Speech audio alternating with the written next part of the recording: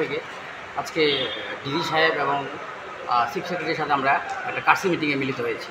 আমরা মিলিত হয়েছি এই কারণে যে মাঝখানে যে একটা গেল রেমাল একটা সাইক্লোন, সেই সাইক্লোনে ভারতবর্ষের সব জায়গাতেই কিছু না কিছু ক্ষয়ক্ষতি হয়েছে।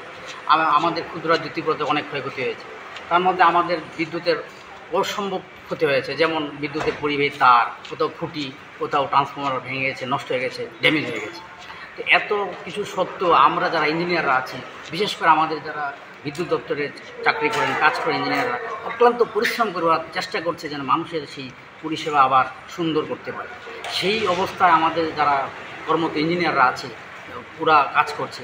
এর মধ্যে দেখা যাচ্ছে গত 29 তারিখ আমাদের এক ইঞ্জিনিয়ার অপু পাল, উনি সত্যি খুব নিষ্ঠাবান ইঞ্জিনিয়ার। উনি কাজ করছেন, কাজের মাঝখানে যখন মানে আমাদের সেই অনারেবল কোর্ট চত্বরে কাজ করছিলেন, সেই সময় ওনাকে একজন জনক ওনাকে অ্যাসাল্ট করেছে ওনাকে। সেই পরিস্থিতিতে আমরা আজকে খুব ক্ষুব্ধ, আমরা মনে মর্মাহত।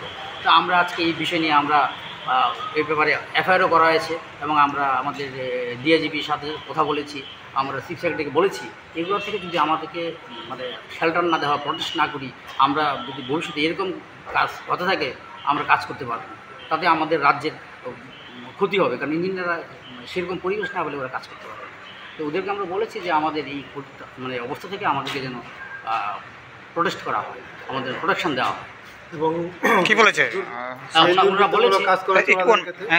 ওনারা বলেছে যে ঠিকই আপনাদের দাবিটা যুক্তিসঙ্গত, আমরা দেখব এটা যেন এরকম না হয় ভবিষ্যতে, এবং দৃষ্টান্তমূলক শাস্তি দেবে ওনারা। আপনার পরিচয়টা?